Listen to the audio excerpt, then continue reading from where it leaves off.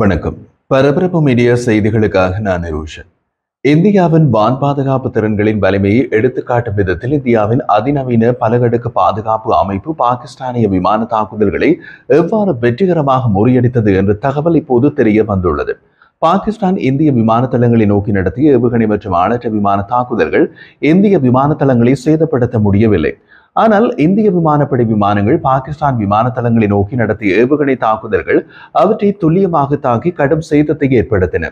இதற்கு ஒரே ஒரு காரணம் இரண்டு நாடுகளின் வான் பாதுகாப்பு அமைப்புகள் தான். இந்திய வான் பாதுகாப்பு அமைப்பு ஊடுருவ முடியாத விதத்தில் உள்ளது. ஆனால் பாகிஸ்தானின் வான் பாதுகாப்பு அமைப்பு பலவீனமாக உள்ளது என்பது நிரூபணமாகி உள்ளது. இந்திய வான் பாதுகாப்பு பல அடுக்குகளை கொண்டது என்பதில் எந்த ஒரு ரகசியமும் கிடையாது. இந்திய டிஜிஎம்ஓ லெப்டினன்ட் ஜெனரல் ராஜீவ் காய் அது பற்றி கூறிய போது, நீங்கள் எங்கள் வான் பாதுகாப்பு வலையமைப்பின் அனைத்து அடுக்குகளையும் தாண்டி சென்ற முயன்றாலும் இந்த கட்டு அமைப்பின் ஏதோ ஒரு அடுக்கு உங்களை தாக்கும் என்று கூறினார். எங்கள் விமான தளங்கள் மற்றும் தளவாடங்களை குறிவைப்பது மிகவும் கடினமானது என்றும் அவர் குறிப்பிட்டிருந்தார். ஆபரேஷன் சிந்தூரை அடுத்து இந்தியாவுக்கு எதிரான சமீபகால தாக்குதலின் போது பாகிஸ்தானால் பயன்படுத்தப்பட்டதாக கூறப்படும் சீன தயாரிப்பு PL-15 வானிலிருந்து வானுக்கு ஏவப்படும் ஏவுகணையின் சிதைவுகளை இந்திய ராணுவம் காட்டியது. இந்தியாவால் சுட்டு வீழ்த்தப்பட்ட துருக்கி தயாரிப்பு ஜிகா மற்றும் சோங்கர் ஆளற்ற விமானங்களின் சிதைவுகளும் காட்டப்பட்டன. இவற்றை சுட்டு வீழ்த்தியவை இந்திய வான் பாதுகாப்பு அடுக்குகள் தான். இவற்றில் ஒன்று வேகமாக செல்லும் நீண்ட தூர வீச்சு ஏவுகணை, மற்றது குறைந்த வேகத்தில் குறைந்த உயரத்தில் பறக்கும் அளவில் சிறிய ஆளற்ற விமானம். இப்படி இரண்டு வெவ்வேறு பரிமாண பறக்கும் பொருட்களும் இந்திய வான் பாதுகாப்பு அடுக்குகளால் சுட்டு வீழ்த்தப்பட்டன. பாகிஸ்தானால் பயன்படுத்தப்பட்ட ஏராளமான ஆளற்ற விமானங்கள் மற்றும் ஆளற்ற போர் விமான வாகனங்களும் உள்நாட்டிலேயே உருவாக்கப்பட்ட எதிர் UAS அமைப்புகள் மற்றும் நன்கு பயிற்சி பெற்ற இந்திய வான் பாதுகாப்பு பணியாளர்களால் முறியடிக்கப்பட்டன என்று இந்திய டிஜிஎம்ஓ லெப்டினன்ட் ஜெனரல் ராஜீவ் காய் மேலும் கூறினார். ரஷ்ய தயாரிப்பு S-400 உள்நாட்டு ஆகாஷ் ஏவுகணை அமைப்பு மற்றும் இஸ்ரேலிய ஸ்பைடர் அமைப்பு போன்ற மேம்பட்ட அமைப்புகளால் ஒருங்கிணைக்கப்பட்ட இந்தியாவின் வான் பாதுகாப்பு வலையமைப்பு ஆளற்ற விமானங்கள், ஏவுகணைகள் மற்றும் விமானங்கள் உட்பட பெரிய அளவிலான விமான அச்சுறுத்தல்களுக்கு எதிராக ஆசியாவின் மிகவும் வலிமையான பலகடுக்கு கேடயங்களில் ஒன்று என்று இப்போது நிரூபிக்கப்பட்டுள்ளது. இந்த ஒருங்கிணைந்த அமைப்பு சமீப கால மோதலின் போது அனைத்து பாகிஸ்தானிய விமான முயற்சிகளையும் திறம்பட முறியடித்தது. பாகிஸ்தானின் பெரும்பாலும் வெளிநாட்டை சார்ந்திருக்கும் வான் பாதுகாப்பு அமைப்புடன் ஒப்பிடும் போது இந்திய வான் பாதுகாப்பு உயர்ந்த தொழில்நுட்பத்தையும் செயல்பாட்டு தயார் நிலையையும் கடந்த சில தினங்களாக நிரூபித்தது. இந்திய வான் பாதுகாப்பு அடுக்குகளில் உள்ள ஒரு சிறப்பம்சம் உள்நாட்டு தயாரிப்பு வான் பாதுகாப்பு அமைப்பான ஆகாஷ் அமைப்பின் அற்புதமான செயல்திறன். கடந்த 10 ஆண்டுகளில் இந்திய அரசாங்கத்தின் பட்ஜெட் மற்றும் கொள்கை ஆதரவு காரணமாக மட்டுமே சக்தி வாய்ந்த ஏடி அல்லது வான் பாதுகாப்பு சூழலை ஒன்றிணைத்து செயல்படுத்துவது சாத்தியமானது. பாகிஸ்தானுடனான மேற்கு எல்லைகளில் அதன் முதல் போர்க்கள சோதனையை வெற்றிகரமாக நிறைவேற்றியது உள்நாட்டு ஆகாஷ் வான் பாதுகாப்பு அமைப்பு. மே 8 மற்றும் 9ஆம் தேதி இரவு பாகிஸ்தானில் இருந்து ஏவப்பட்ட ஆளற்ற விமான மற்றும் ஏவுகணை தாக்குதல்களின் அலைகளை வெற்றிகரமாக எதிர்கொண்ட போது ஆகாஷ் ஏவுகணை பாதுகாப்பு அமைப்பு அதன் திறமையை நிரூபித்தது. இந்திய விமானப்படை IAF-இன் தளபதி ஏர் மார்ஷல் AK பாரதி இந்தியாவின் பாதுகாப்பு அமைப்புகள் ஒரு சுவர் போல நின்றது, எதிரியின் வான் ஊடுருவல்களை தடுத்தது என்று கூறினார். ஆகாஷ் வான் பாதுகாப்பு அமைப்பை உருவாக்க 15 ஆண்டுகள், 1000 விஞ்ஞானிகள் மற்றும் இந்தியா முழுவதும் அமைந்துள்ள பல பாதுகாப்பு ஆய்வகங்களின் ஒருங்கிணைந்த முயற்சி தேவைப்பட்டது. உருவாக்கப்பட்ட பின் ஆகாஷ் ஏவுகணை பல சோதனைகளுக்கு உட்பட்டது. பின்னர் இந்திய ராணுவம் மற்றும் IAF-ஆல் பயனர் சோதனைக்கு உட்படுத்தப்பட்டது. ஆனால் நிகழ்நேர நிஜ போரில் இதுவரை பயன்படுத்தப்படவில்லை என்ற நிலையில் இருந்தது. மே 8 மற்றும் 9ஆம் தேதி இரவு பாகிஸ்தான் ஏவுகணைகள் மற்றும் ஆளற்ற விமானங்கள் மூலம் இந்தியாவை தாக்கிய போது ஆகாஷ் வான் பாதுகாப்பு அமைப்பு முதல் தடவையாக ஒரு உண்மையான போர்க்கள பயன்பாட்டை கண்டது. போர் விமானங்கள், குரூஸ் ஏவுகணைகள் மற்றும் வான் மேற்பரப்பு ஏவுகணைகள் மற்றும் ஆளற்ற விமானங்கள் போன்ற வான் இலக்குகளை நடுநிலையாக்கும் திறன் ஆகாஷுக்கு இருப்பதால் இந்திய ராணுவமும் இந்திய விமானப்படை IAF-ம் இந்த ஏவுகணை அமைப்பை மேற்கு எல்லையில் மூலோபாய ரீதியாக நிலைநிறுத்தியுள்ளன. ஆகாஷ் வான் பாதுகாப்பு அமைப்பின் நிகழ்நேர மல்டி சென்சார் தரவு செயலாக்க மற்றும் அச்சுறுத்தல் மதிப்பீடு எந்த திசையிலிருந்தும் பல இலக்குகளை ஒரே நேரத்தில் ஈடுபடுத்த உதவுகிறது. ஆகாஷ் வான் பாதுகாப்பு அமைப்பு திட்டம் 1994ஆம் ஆண்டு 300 கோடி ரூபாய் ஆரம்ப பட்ஜெட்டில் தொடங்கியது. நீங்கள் ஏதாவது ஒன்றை கண்டுபிடிக்கும் போது பல முறை தோல்வியடைகின்றீர்கள், அதை யாரும் தவிர்க்க முடியாது. ஆகாஷ் வான் பாதுகாப்பு அமைப்பின் வடிவமைப்பாளர்களும் அடுத்தடுத்து தோல்வியடைந்தார்கள். ஆனால் அவர்கள் தங்கள் தவறுகளில் இருந்து கற்றுக்கொண்டதாக கூறினார்கள். ராஜேந்திராவை உருவாக்குவது மிகப்பெரிய சவாலாக இருந்தது. ராஜேந்திரா என்பது ஆகாஷ் வான் பாதுகாப்பு அமைப்பின் PESA முப்பரிமாண ரேடார். பல தோல்விகள் மற்றும் வெற்றிகள் மாறி மாறி வந்த நிலையில் பலவித சோதனைகளுக்கு பின்னர் அது துல்லியமாக இயங்க தொடங்கி தன்னை நிரூபித்தது.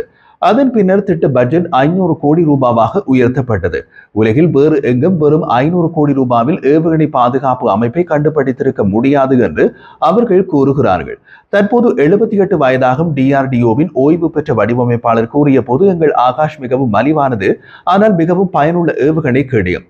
இது 70 கிலோமீட்டர் தூரத்தில் இருந்து ஒரு விரோத ஏவுகணையை கண்டறிந்து 30 கிலோமீட்டர் தூரத்தில் அதை கொல்லும் என்று அவர் கூறினார்.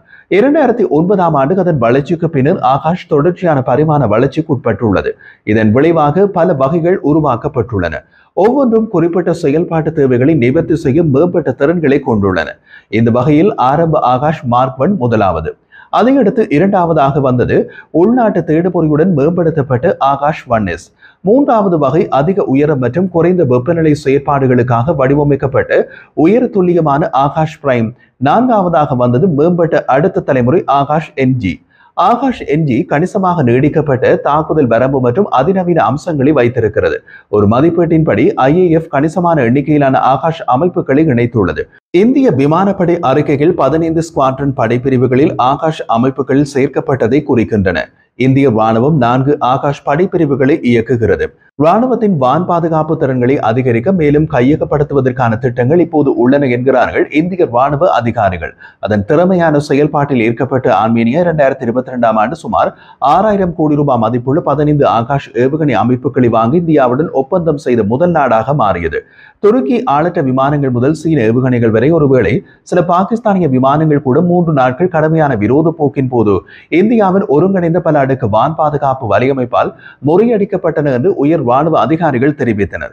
எங்கள் ஒருங்கிணைந்த வான் பாதுகாப்பு AD அமைப்புகள் அசைக்க முடியாத தடுப்பாக நின்றன.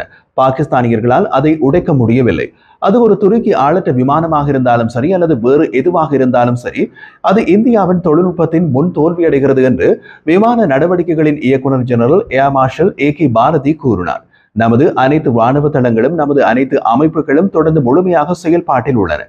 தேவை ஏற்பட்டால் எதிர்காலத்தில் எந்த ஒரு பணிகளையும் மேற்கொள்ள அவர்கள் தயாராக உள்ளனர் என்றும் அவர் கூறினார். இந்திய வான் பாதுகாப்பு அடுக்கில் கண்காணிப்பு மற்றும் இலக்கு கையகப்படுத்தல் ரேடார்கள் மற்றும் பெரிய அளவிலான ஆயுத அமைப்புகள் அனைத்தும் இந்திய விமானப்படை IAF-இன் ஒருங்கிணைந்த வான் கட்டளை மற்றும் கட்டுப்பாட்டு அமைப்பான IACCS-இல் இணைக்கப்பட்டுள்ளன. இது ஆயுதப்படைகளுக்கு ஒரு கூட்டு நிகழ்நேர வான் பாதுகாப்பை வழங்குகிறது. இந்த நெட்வொர்க்கில் வெவ்வேறு தூரப்பீச்சு சாதனங்கள் ஒன்றிணைக்கப்பட்டுள்ளன. நீண்ட தூர ரஷ்ய S-400 வான் பாதுகாப்பு சாதனம் 380 கிலோமீட்டர் இடைமறிப்பு வரம்பு கொண்டது. பராக் 8 நடுத்தர தூர SAM அமைப்புகள் 70 கிலோமீட்டர் தூர வீச்சு கொண்டவை. இஸ்ரேலுடன் கூட்டாக உருவாக்கப்பட்ட தோளில் வைத்து இயக்கப்படும் இக்லா-S ஏவுகணைகள் 6 கிலோமீட்டர் தாக்குதல் வீச்சு கொண்டவை. உள்நாட்டில் ஒருங்கிணைந்த ஆளற்ற விமான கண்டறிதல் மற்றும் இடைமறைப்பு அமைப்புகள் 1 முதல் 2 கிலோமீட்டர் வரை தாக்கக்கூடியவை. 25 கிலோமீட்டர் வரம்பில் விரோத விமானங்கள், ஹெலிகாப்டர்கள் மற்றும் ஆளற்ற விமானங்களை இடைமறைக்கும் திறன் கொண்ட உள்நாட்டு ஆகாஷ் அமைப்பு இவற்றுக்கு இடையில் வருகிறது. இவை அனைத்தும் ஒருங்கிணைந்த வான் கட்டளை மற்றும் கட்டுப்பாட்டு அமைப்பான IACCS-இல் இணைக்கப்பட்டுள்ளன. இந்த நவீன சாதனங்களை விட பழைய வான் பாதுகாப்பு AD அமைப்புகளும் இன்னமும் பாவனையில் உள்ளன. உதாரணமாக பெச்சோரா ஏவுகணைகள் OSA AKM 10 கிலோமீட்டர் தாக்குதல் வீச்சு கொண்டவை. குறைந்த நிலை L-70 விமான எதிர்ப்பு துப்பாக்கிகள் 3.5 கிலோமீட்டர் தொலைவு வரை சுடக்கூடியவை. இவை போன்ற பழைய AD அமைப்புகளால் கூட பாகிஸ்தானின் வான் அச்சுறுத்தல்களை சுட்டு வீழ்த்த முடியும் என்று நிரூபிக்கப்பட்ட செயல்திறனை மே 8 மற்றும் 9ஆம் தேதி இரவு காண முடிந்தது. உதாரணமாக மே 8ஆம் தேதி பாகிஸ்தான் முழு மேற்கு பகுதியிலும் ஏவப்பட்ட 300 முதல் 400 ஆளற்ற விமானங்களில் 50 ஆளற்ற விமானங்கள் பழைய L-70 மற்றும் ZU-23mm இரட்டை பேரல் துப்பாக்கிகள் மற்றும் பிற ஆயுதங்களால் அளிக்கப்பட்டன.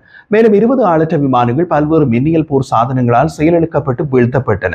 இந்திய கடற்படையின் வலிமையான கடற்படை வான் பாதுகாப்பு பொறிமுறை வடக்கு அரேபிய கடலில் செயல்பாட்டுக்கு வரவில்லை. இருந்த போதிலும் MiG-29K போர் விமானங்கள் மற்றும் முன்கூட்டி எச்சரிக்கை செய்யும் ஹெலிகாப்டர்களுடன் கூடிய விமானம் தாங்கி கப்பல் INS விக்ராந்த் போர்க்குழுவின் இருப்பு பாகிஸ்தான் விமானப்படையும் மேக்ரான் கடற்கரைக்கு அருகில் நிறுத்த வேண்டிய கட்டாயத்தை ஏற்படுத்தியது. இந்தியாவின் இந்த வான் பாதுகாப்பு வலையமைப்பிடம்தான் பாகிஸ்தான் பாதுகாப்பு படைகள் தோல்வியடைந்தன.